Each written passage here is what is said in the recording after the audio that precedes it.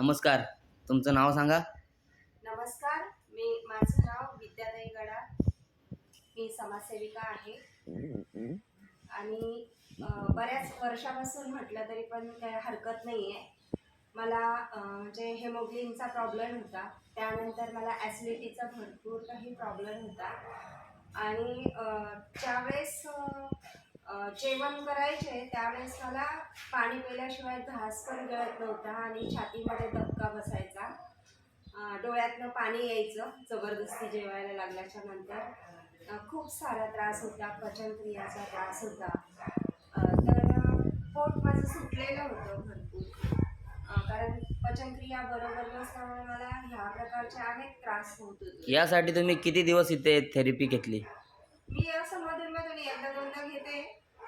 स्टार्टिंगला तर दोनदा घेतली होती आणि त्याने मला बराचसा फरक पडला.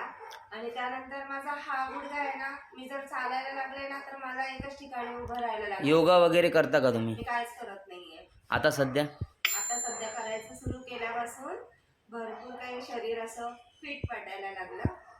आणि आत्ताच मला आता हे जे इन्फेक्शन सुरू झालेलं आहे, सर्दी ताप खोकला, तर त्यामुळे मी एकही गोळी न घेता मी फक्त थेरपीमध्ये एकदम आज क्लिअर झाले. आमच्या थेरपी सेंटरबद्दल काय सांगशाल? तुम्ही एवढे थेरपी 1-2 जरी घेतल्या, तुम्हाला काय इफेक्ट पडला आणि या थेरपी सेंटरबद्दल काय सांगशाल?